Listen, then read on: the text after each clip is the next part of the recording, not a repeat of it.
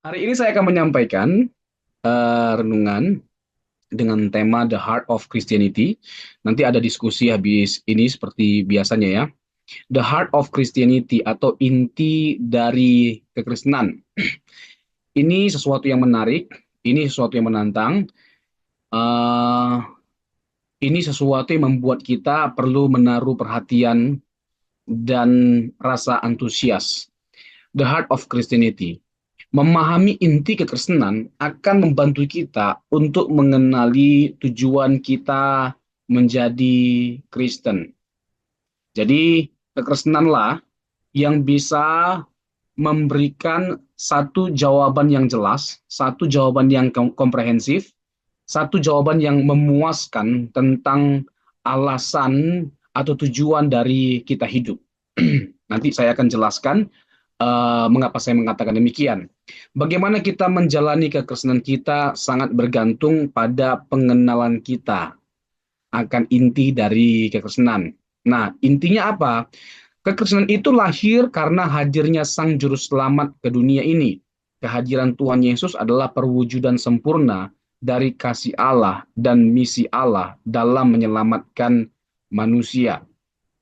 Yesus berkata, I am the way, the truth, and the life. No one come to the Father except by me.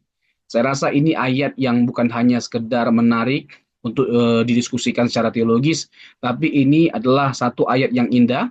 Dan ketika kita mendengarkan pernyataan ini dari Yesus, itu membuat kita berkesimpulan bahwa pencarian kita akan kebenaran, pencarian kita akan kehidupan kekal, itu berhenti pada pribadi yang satu ini. Karena tidak ada satupun kita temukan ada pribadi yang mengungkapkan hal itu ya di kitab suci manapun.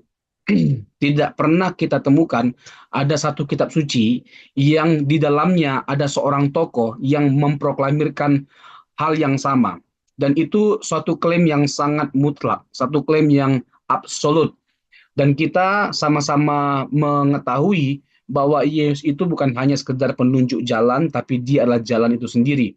Dia bukan hanya sekedar membagikan tips-tips kebenaran, tetapi dia adalah sang kebenaran. Dan kita tahu bahwa tidak mungkin kita bisa mendapatkan satu kehidupan di luar Kristus karena dia adalah sang kehidupan itu sendiri. Makanya tadi saya katakan bahwa kekristenan memberikan satu gambaran yang sangat jelas tentang apa arti atau tujuan dari kehidupan kita selama kita ada di dunia ini. Dan Yesuslah yang memberikan warna, Yesuslah yang memberikan jawaban atas tujuan dari kehidupan kita. Jadi inti atau jantung dari kekristenan adalah mengenal siapa Allah yang kita imani dan bagaimana kita beriman kepadanya. Jadi ini dua hal yang berbeda tapi tidak bisa dipisahkan. Siapa Allah yang kita imani dan bagaimana kita beriman kepadanya. Dan hanya ada satu sumber yang bisa mengungkapkan kedua hal ini kepada setiap kita, yaitu Injil atau Alkitab. Injil adalah satu kebenaran yang diwahyukan oleh Allah, dan itu bukan hanya sekedar satu kebenaran, maaf, bukan hanya satu dari banyak kebenaran, tapi satu-satunya kebenaran. Jadi tidak ada kebenaran yang diwahyukan oleh Allah di luar Alkitab. Dan kalau kita mau tahu tentang siapa Allah, bagaimana karya Allah, Allah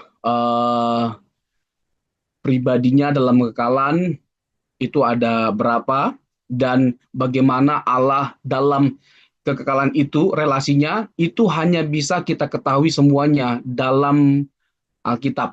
Bagaimana kita dapat mengetahui Allah menciptakan segala sesuatu, lalu dirusak sesuatu yang diciptakan itu karena kejatuhan manusia dalam dosa, lalu dia berinisiatif untuk menyelamatkan umat manusia. Semuanya itu hanya dapat kita ketahui melalui Alkitab. Nah, kalau kita mau persoalkan sesuatu yang mungkin dipersoalkan oleh orang pada umumnya,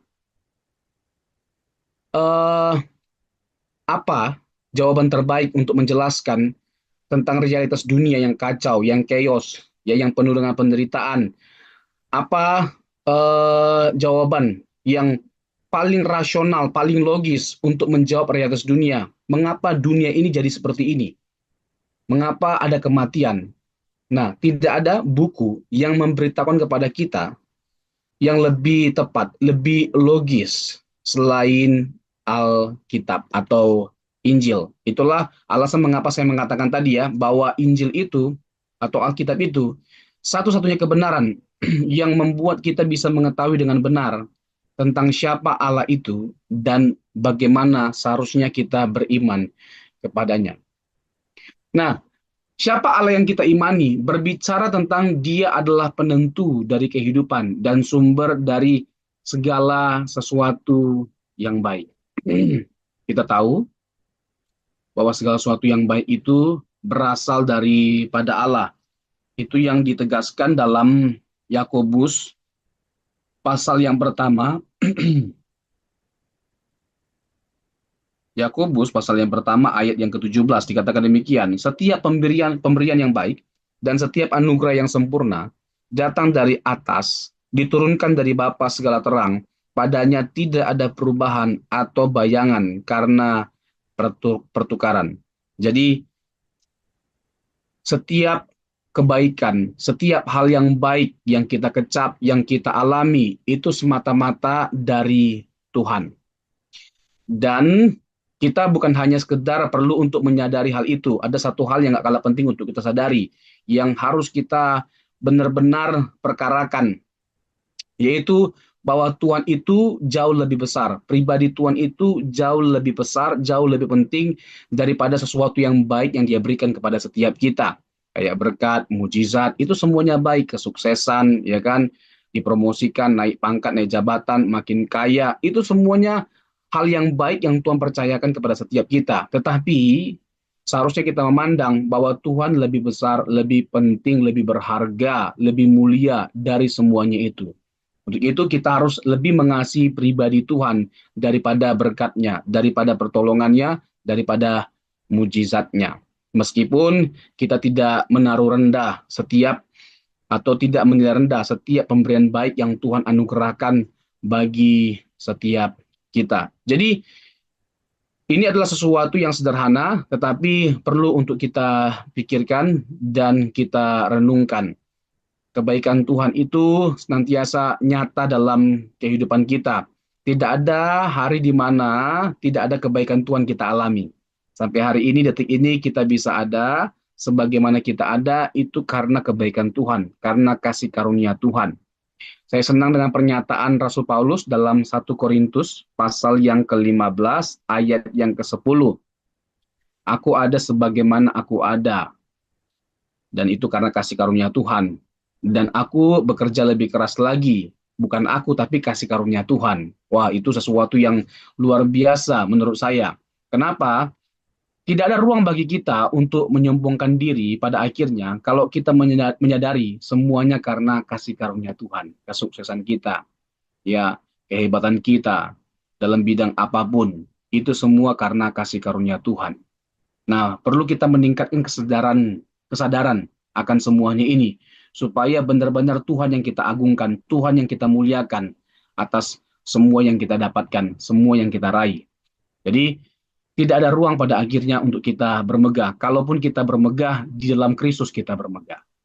Ya, hebat sekali ya pernyataan Paulus. Jadi, kalaupun kita bermegah, ya, kita bermegah dalam Kristus. Kalaupun pada akhirnya kita bekerja lebih giat lagi, kita melakukan segala sesuatu yang terbaik, kita menjadi pribadi yang lebih baik lagi, itu didorong oleh kasih karunia Tuhan. Itu karena kasih karunia Tuhan. Kasih karunia Tuhan itulah yang mewarnai kehidupan kita setiap hari. Bagaimana kita memahami kebahagiaan, kesuksesan, keselamatan, surga, itu semua dimulai atau bergantung pada siapa Allah yang kita imani. Atau dengan kata lain, semuanya harus dikaitkan dengan Kristus. Ya, kehidupan kita harus bersifat kristosentris. Nanti saya akan jelaskan lebih panjang lebar yang saya maksud dengan kristosentris itu seperti apa. Tapi kurang lebih secara teknis seperti ini. Kristosentris itu artinya kita diarahkan untuk berpusat pada Kristus, bagaimana kehidupan kekristenan kita dimulai dan berakhir pada Kristus. Sekali lagi ya, bagaimana kehidupan kita dimulai dan berakhir pada Kristus. Nah, nanti saya akan jelaskan lebih panjang lebar mengapa kehidupan kita harus dimulai dan berakhir pada Kristus. Nah, Allah dalam konteks kekristenan adalah unik dan inti dari seluruh ajaran dan kehidupan orang-orang percaya. Kekristenan sangat mudah dikenali ketika kita berbicara tentang Allah, dan tidak ada konsep Allah seperti yang ada di dalam kekristenan. Tentu ini sesuatu yang tidak bisa kita bantah. Kekristenan itu punya konsep tentang Allah yang sangat unik, sangat berbeda, dan tidak ada satupun agama di dunia ini yang konsep Allahnya seperti kita. Allah Tritunggal yang membedakan kekristenan dengan semua agama-agama yang ada. Demikian kata Karl Barth. Jadi yang membedakan kekristenan dengan agama-agama yang lain itu terletak pada ajaran tentang Allah Tritunggal. It is very mystery, ya. It is holy, itu misteri, tapi juga itu kudus. Dan Allah yang transenden, Allah yang misteri, menjadi Allah yang imanen dan tersingkapkan melalui kehadiran dan inkarnasi Tuhan kita Yesus Kristus. Allah yang nun jauh di sana menjadi dekat. Allah bersekutu dengan setiap kita, nampak, terlihat, dan akhirnya Allah yang tidak dapat dikenal. Allah, ya, ini masuk akal banget lah, ya. Ini bisa diterima secara logis. Kalau kita bicara tentang agama apa, ya, yang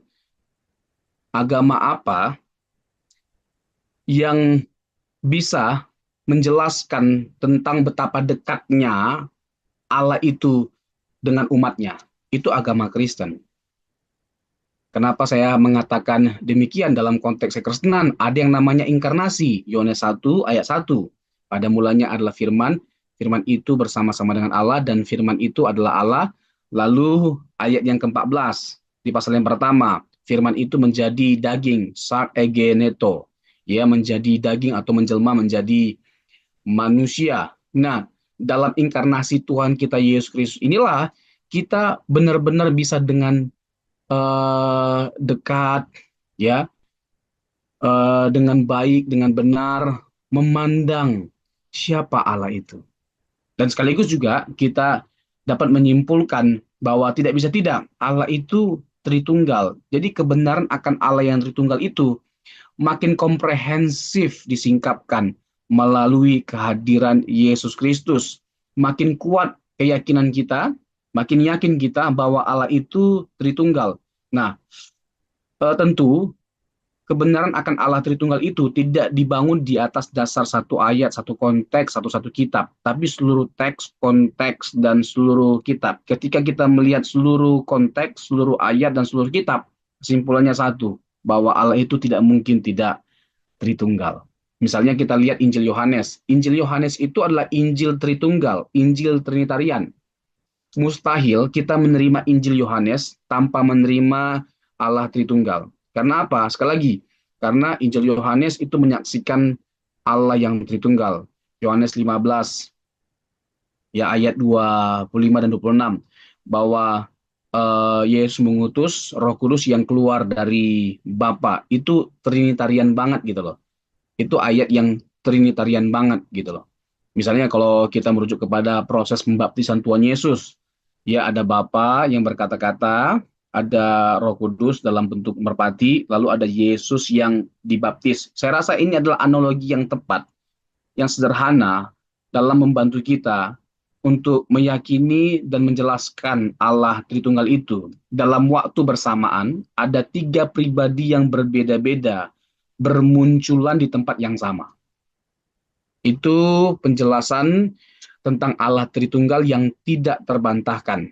Tapi dalam konteks kekristenan, kita punya keyakinan seperti ini. Allah Tritunggal itu apprehend, but not comprehend. Ya, bisa dijelaskan, diuraikan, tetapi tidak bisa dipahami secara sempurna.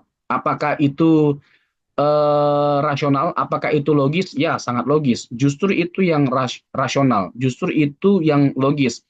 saat banyak sekali kritikan, tuduhan yang dialamatkan kepada kita tentang betapa tidak logisnya Allah dalam konteks kekristenan, kita tidak takut sedikit pun, ya, tidak ragu sedikit pun untuk tetap meyakini bahwa Allah itu Tritunggal adanya. Saya kasih ilustrasi sederhana. Allah itu punya banyak sifat. Nah, nggak usah kita jelaskan semua sifat Allah. Kita ambil satu sifat Allah saja sebagai contoh, misalnya maha besar.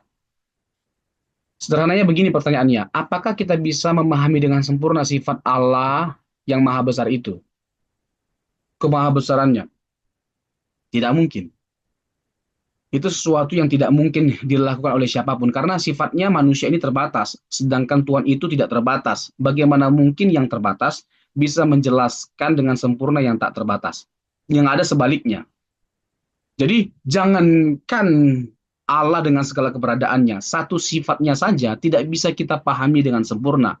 Nggak usah Allah dengan segala keberadaannya atau satu sifatnya. Alam semesta ini saja masih mengandung begitu banyak misteri yang belum bisa disingkapkan oleh manusia, apalagi Allah yang adalah sang sumber misteri. Jadi kita punya konsep Allah yang begitu unik. Apalagi kalau kita bicara tentang karya keselamatan, itu trinitarian banget sifatnya. Bapa mengutus anak, anak mengutus Roh Kudus. Bagaimana Yesus mengatasnamakan Bapa dan Yesus dipenuhi oleh Roh Kudus dalam merealisasikan karya keselamatan. Ide Bapa dalam hal menyelamatkan, Yesus yang mengeksekusi, lalu Roh Kudus yang mengaplikasikan karya keselamatan itu dalam diri setiap kita. Makanya Paulus dalam Efesus pasal yang keempat ayat 30 mengatakan demikian. Efesus pasal yang keempat ayat yang ke-30. Dan janganlah kamu mendukakan Roh Kudus Allah yang telah memeteraikan kamu menjelang hari penyelamatan. Jadi karya keselamatan itu tidak mungkin tergenapi tanpa pribadi Roh Kudus, tanpa karya Roh Kudus. Kita bisa percaya Yesus karena karya Roh Kudus. Roh Kudus bisa berdiam dalam diri kita karena kita percaya Yesus. Dan pada akhirnya Roh Kudus sendirilah yang memastikan keselamatan yang dianugerahkan pada kita itu sampai pada nanti hari kedatangan Tuhan yang kali kedua. Jadi ini sesuatu yang sangat-sangat luar biasa. Ini sesuatu yang sangat dasaria, ini sesuatu yang sangat penting. Untuk itu,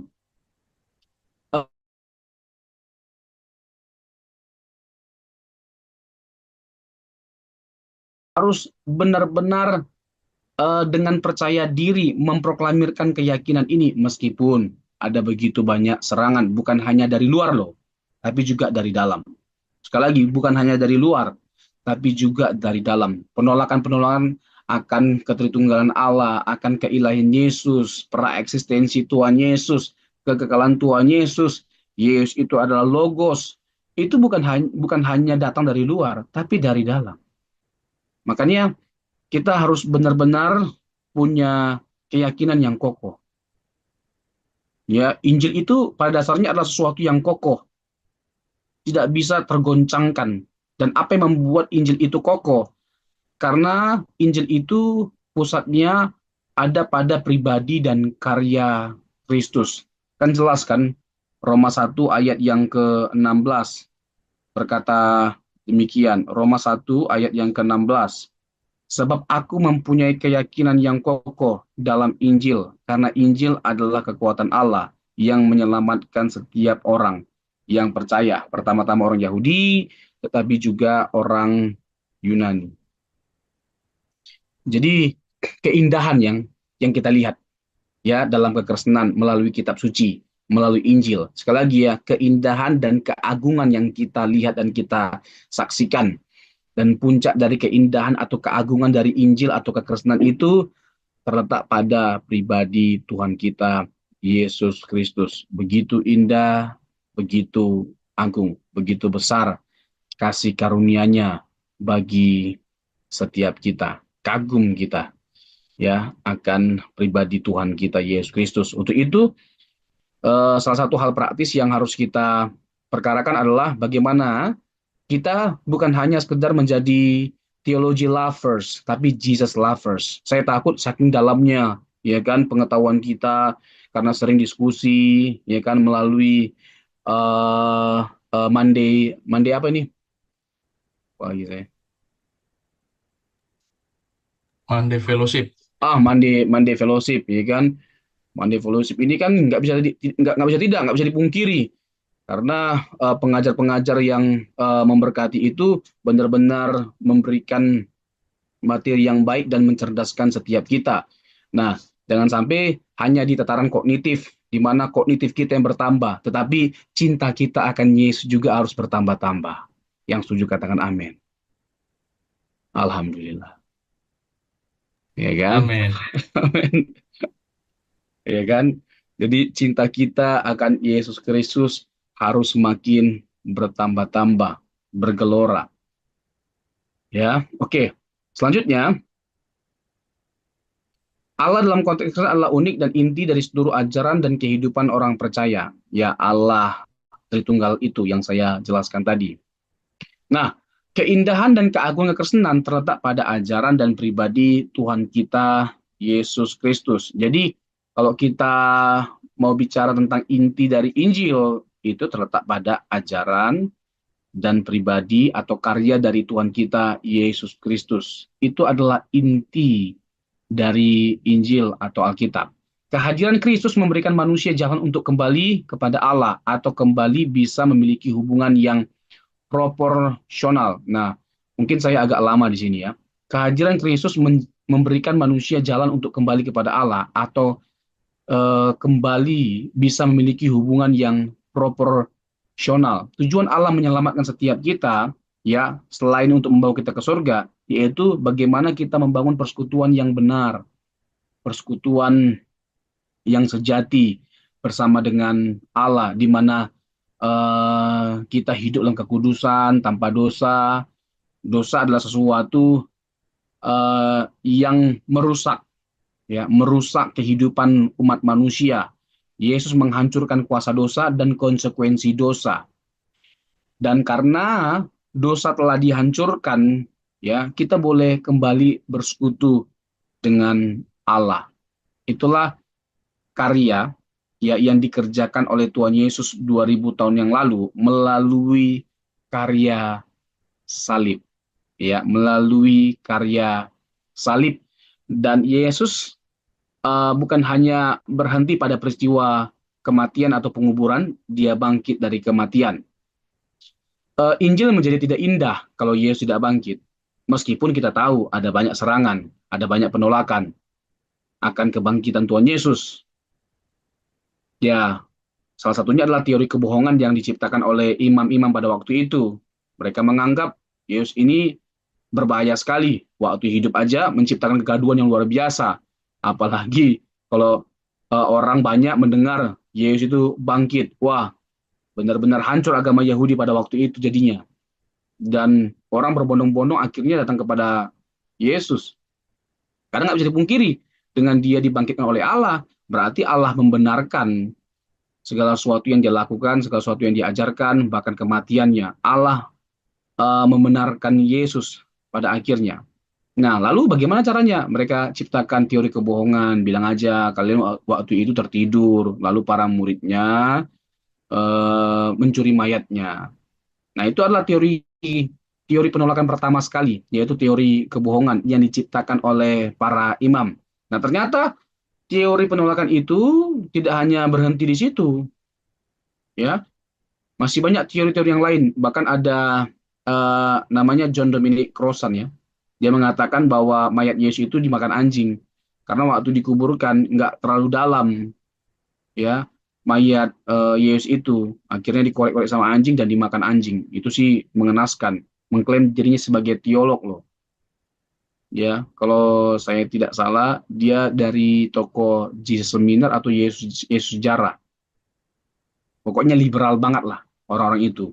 Lalu ada lagi teori pingsan, ya, Yesus itu tidak mati tapi hanya pingsan. Lalu Yesus pergi ke India, coba lah. Ada juga teori itu ya kan, Yesus disalibkan tapi pergi ke India. Yang disalibkan itu diserupakan. Jadi apa tuh Yesus di sana? Jadi serukan, nyanyi, main film sambil joget ya kan. Bolo Coria, Bolo Kanggena. Ada-ada aja ya kan. Agak lain, ini bukan hanya agak lain. Ini lain kali. Ya kan, mengerikan loh. Teori-teori ini, teori-teori kalau saya menggunakan kalimat yang cukup ekstrim sebenarnya sama sekali tidak masalah. Itu adalah hasil pemikiran yang disuntik oleh setan dan itu harus ditolak. Makanya kebenaran itu harus ditegaskan. Kebenaran itu harus disampaikan. Karena orang-orang yang dirasuki oleh setan, pikirannya itu banyak. Dimulai dari Petrus pada waktu itu. Hanyalah engkau Petrus. Waktu di perjamuan makan terakhir, Yesus tegaskan itu kepada Petrus karena iblis mencoba untuk menghalangi karya penyaliban itu, karya keselamatan itu melalui Petrus. Hanyalah engkau Petrus, karena dia menghalangi Tuhan Yesus pada waktu itu. Jadi berbagai macam pemikiran ya yang menolak Injil, kebenaran Injil, itu memang harus benar-benar ditentang habis-habisan. Nggak boleh kita berdiam diri saat kita mendengar ada sesuatu yang menyimpang atau sesat. Ajaran-ajaran yang menyimpang itu harus ditolak. Ya, siapapun orang itu, ya bahkan sekalipun dia orang terdekat kita, teman kita, sahabat kita, saudara kita harus dengan tegas, dengan lantang menyerang pemikiran yang bodoh, pemikiran yang picik, pemikiran yang salah, pemikiran dia yang menyesatkan dia.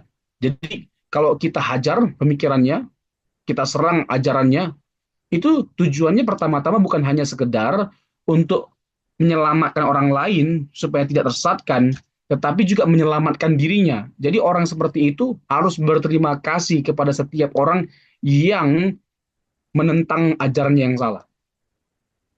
Dan kita jangan kompromi dong.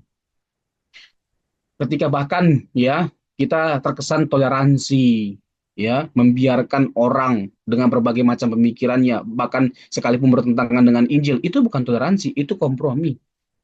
Nggak bisa kasih, ya nggak bisa penerimaan kita terhadap orang seperti itu dibalut dengan kasih. Itu bukan kasih, itu kompromi. Ketika kebenaran dilecehkan, ketika kebenaran diputarbalikkan, itu nggak bisa diterima dengan alasan apapun, termasuk kasih. Enggak, itu harus dikonfrontir, itu harus dihajar kayak Kristen progresif, harus dihajar. Gimana kita nggak hajar? Gimana kita nggak mencap Kristen progresif sebagai sesuatu yang sesat? Orang Yesus mati untuk menebus dosa itu ditolak, dianggap bahwa Yesus itu hanya sebagai model pengampunan, bukan mati untuk menebus dosa. Kita harus belajar mengampuni seperti Yesus. Dia memberikan dirinya untuk disalibkan supaya kita belajar untuk mengampuni seperti Dia. Yesus pada waktu itu disalibkan bukan untuk menyelamatkan kita, tetapi karena dia menentang para penguasa-penguasa pada waktu itu. Nah, itu yang diyakini oleh Kristen progresif. Yesus ditolak sebagai satu-satunya juru selamat. Ini kan dosa asali ditolak, original sin, dosa asali. Lalu ditekankan yang penting moral baik, ya, jangan jadi orang Kristen yang suka menghakimi, ya kan, jadilah orang Kristen yang penuh dengan kasih. Kelihatan keren sih, tapi kekristenan itu tidak dibangun di atas dasar moral baik. Tapi Yesus yang baik dengan mengorbankan nyawanya bagi setiap kita. Sebaik apapun moral kita, kalau Yesus nggak mati, selesai kita, binasa bagi kita. Ya, jadi biarkanlah agama-agama pada umumnya berbicara tentang pentingnya moral baik sebagai tonggak dari agama mereka. Tapi kalau kita enggak dong, kematian kebangkitan Yesus yang menjadi tonggak dari kekristenan. Jadi beda, bukan moral baik. Meskipun kita nggak menyangkali moral baik itu penting. Tetapi kan tolak ukur kita bukan hanya moral baik, seperti Yesus. 1 Yohanes 2 ayat 6, barang siapa yang mengaku mengenal dia, ia wajib hidup sama seperti Yesus. Kenapa saya mengatakan tonggaknya adalah kebangkitan Yesus, karya penyaliban? Karena jelas kok, misalnya Paulus mengatakan demikian. 1 Korintus 2 ayat 2. aku telah memutuskan untuk tidak mengetahui apa-apa di antara kamu selain Yesus yang tersalib. Sekali lagi, aku telah memutuskan untuk tidak mengetahui apa-apa di antara kamu selain Yesus yang tersalib. Mengapa Paulus sangat menekankan tentang salib? Karena memang tanpa salib tidak ada mahkota, tanpa salib tidak ada kemenangan, tanpa salib tidak ada keselamatan. Yesus tersalib sebagai konsekuensi dari kejatuhan manusia dalam dosa. Efek dari kejatuhan itu mati. Jadi Allah menanggung konsekuensi dosa dengan jalan menjelma menjadi manusia supaya dia bisa mati. Allah nggak bisa mati. Kalau dibilang nggak ini nggak masuk akal, nggak nonsen. Justru inilah yang paling masuk akal. Kalau Tuhan tidak menyelamatkan kita, nggak mungkin ada tersedia kehidupan kekal. Hanya Sang Pemilik Sorga yang bisa buka pintu sorga untuk kita masuk. Nah, ternyata pemilik surga itu bukan hanya sekedar suruh kita masuk-masuk aja. Enggak. Dia Allah yang berintegritas. Kalau dia menyatakan sesuatu, dia pasti penuhi apa yang dia sampaikan.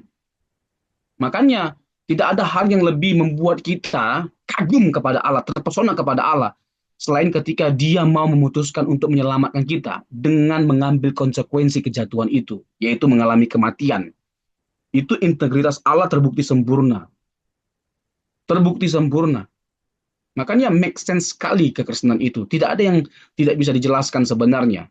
Masalah orang mau menerima atau tidak itu kan masalah ke-36, Pak. Ya kan? Tapi ya kan kita bisa dengan penuh percaya diri mengatakan bahwa kekristenan itu dibangun di atas dasar yang sangat kokoh, sangat kuat. Jadi tanpa kebangkitan Yesus tidak ada kekristenan, tidak ada keselamatan atau kehidupan kekal, tidak ada gereja. Semuanya itu hanya dimungkinkan oleh peristiwa Yesus yang bangkit dari kematian.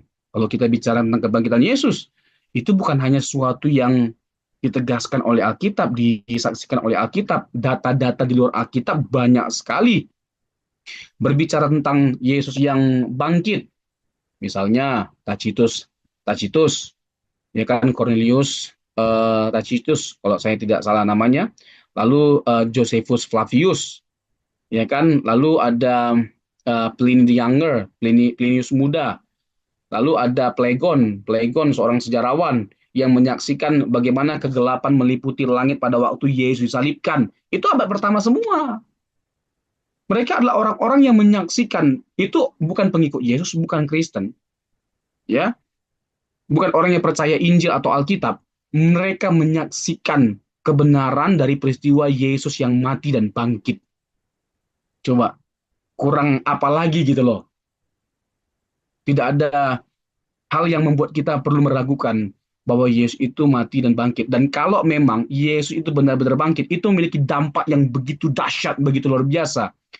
Kalau memang benar Yesus bangkit, konsekuensinya adalah maka semua yang diajarkan itu benar adanya.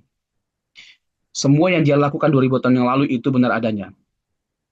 Jadi pembuktian bahwa Yesus bangkit itu adalah sesuatu yang sangat penting bagi kita kekristenan. Karena jantung dari kekristenan terletak pada peristiwa Yesus yang bangkit dari kematian. Jadi itu memiliki dampak yang luar biasa. Kalau pada akhirnya kita bisa sampai ke surga, itu karena ada Yesus yang bangkit. Karena kebangkitannya berbicara tentang kemenangannya atas kuasa maut. Hai maut, di manakah sengatmu? Itu pernyataan Tuhan Yesus dalam 1 Korintus pasal yang ke-15. Ya, ditaklukkan kuasa dosa lewat kuasa kebangkitan Tuhan kita Yesus Kristus. Jadi luar biasa, ya, kekristenan itu, luar biasa Injil itu, luar biasa Allah Tritunggal itu. Jadi harus dengan lantang kita menyuarakan kebenaran ini, tidak peduli, ya, selalu ada tantangan, serangan di setiap zamannya. Toh pada akhirnya, ya, seiring berjalannya waktu atau zaman, para pengkritik, para penyesat itu berlalu, tapi Injil kebenaran, kebenaran Injil, kebenaran tentang Yesus, Tuhan, anak Allah yang bangkit dari kematian, itu tetap bertahan untuk selama-lamanya. Ya, jadi ini sesuatu yang sangat amazing, sesuatu yang sangat luar biasa. Nah, Allah yang menciptakan manusia adalah Allah yang menginginkan adanya hubungan atau persekutuan yang benar. Dan hubungan itu kembali terlanjut melalui kematian dan kebangkitan Tuhan Yesus. Dan ia melaluinya, kita menjadi anak-anak Allah. atau warga kerajaan sorga yang akan terus memiliki hubungan dan persekutuan dengannya sampai selama-lamanya di kerajaannya. Jelas Paulus berkata dalam Filipi pasal yang ketiga, ayat yang ke-10, ayat yang ke-20, sorry, dikatakan demikian, karena kewargaan kita adalah di dalam sorga, dan dari situ juga kita menantikan Tuhan Yesus Kristus sebagai juru selamat yang akan mengubah tubuh kita yang hina ini, sehingga serupa dengan tubuhnya yang mulia, menurut kuasanya yang dapat menaklukkan segala sesuatu kepada dirinya. Jadi, kita menjadi warga kerajaan sorga bukan nanti ketika di sorga, sekarang ketika kita percaya Yesus. Nah, Yohanes 1 ayat 12 dikatakan demikian, tetapi barang siapa yang menerimanya, diberinya kuasa, Yohanes 1 ayat 12. Tetapi semua orang yang menerimanya diberi kuasa, supaya menjadi anak-anak Allah, yaitu mereka yang percaya dalam namanya. Jadi orang tidak mungkin bisa menjadi anak-anak Allah tanpa percaya Yesus.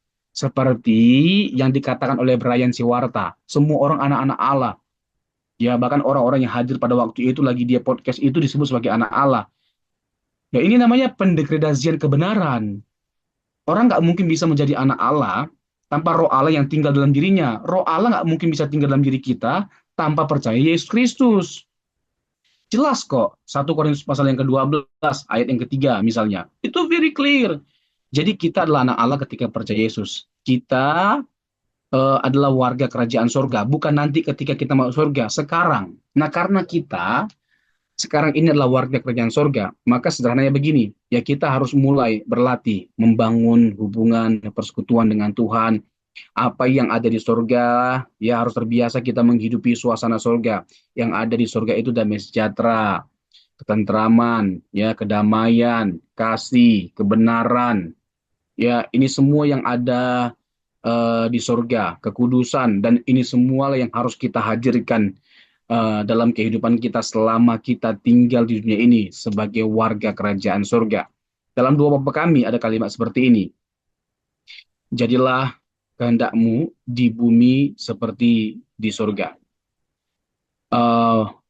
Bapa kami yang di surga, dikuduskanlah namamu, datanglah kerajaanmu, jadilah kehendakmu di bumi seperti di surga. Bukan di surga seperti di bumi. Artinya, surga itu menjadi model, menjadi pola. Jadi tujuan kita percaya Yesus bukan hanya sekedar supaya masuk surga, itu bonus sebenarnya. Tetapi bagaimana kita menghadirkan suasana surga itu dalam kehidupan kita.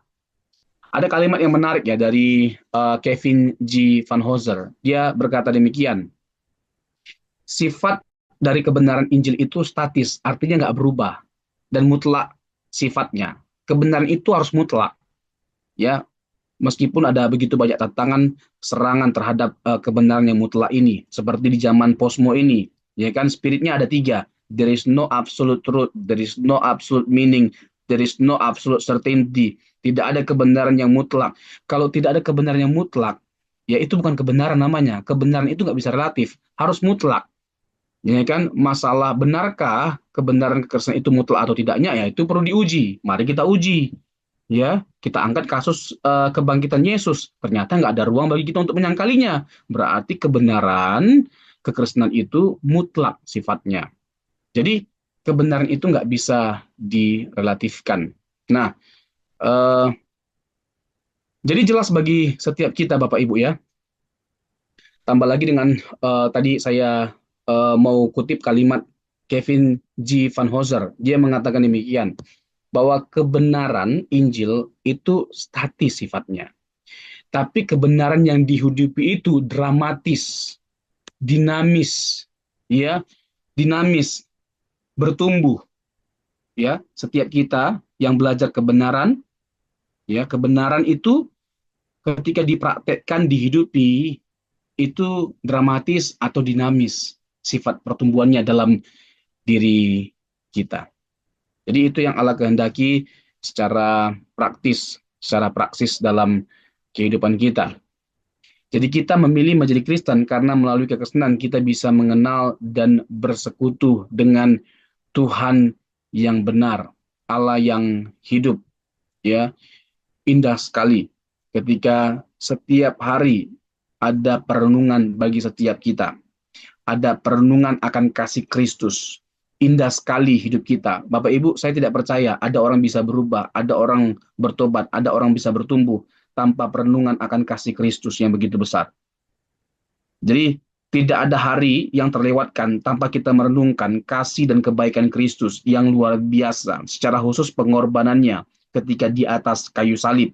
Itulah yang membuat ada satu perubahan yang radikal dari setiap kita. Perubahan itu bukan hanya dialami oleh para murid, bukan hanya dialami oleh Rasul Paulus misalnya, tetapi juga bisa dialami. Alasan yang membuat mereka bisa mengalami perubahan radikal, yaitu kuasa kebangkitan Yesus, alasan yang sama ada pada kita untuk kita mengalami hal yang sama seperti yang mereka alami, yaitu perubahan yang radikal. Ya, perubahan yang ke arah lebih baik lagi. Yesus itu adalah Tuhan, Yesus itu adalah Allah. Harus kita tegaskan keyakinan itu, karena itu yang sudah diyakini dari sejak awal kekristenan, ya. Kepada siapa kita berhubungan? Kepada Allah. Nah, kalau kita tidak memandang Yesus sebagai Allah, lalu bagaimana akhirnya kekristenan yang kita jalani ini? Bagaimana nasib kekristenan kita kalau sampai Yesus bukan Allah, tidak kekal? Nah, kalau kita lihat Injil kan udah very clear, mengenal Yesus sama dengan mengenal Allah. Tidak menghormati Yesus sama dengan tidak menghormati Allah. Tidak percaya Yesus atau menolak Yesus sama dengan menolak Allah. Itu jelas dalam Injil Yohanes secara khusus ditekankan hal itu. Melihat Yesus sama dengan melihat Bapa. Misalnya dalam Yohanes pasal 14 ya, ayat 8 dan 9. Filipus meminta supaya Yesus menunjukkan Bapa itu. Loh, telah sekian lama Pak, aku bersama dengan kamu. Kok bisa kamu minta seperti itu, tanya seperti itu? Kamu lihat aku, kamu lihat Bapa. Jadi jelas, Yesus itu menjadi representatif Bapa. Lihat Yesus sama dengan lihat Bapa. Bagaimana mungkin lihat Yesus sama dengan melihat Bapa kalau Yesus itu bukan Allah? Kan nggak mungkin. Kalau Yesus nggak kekal, kan nggak mungkin. Yohanes 1, ayat yang ke-18.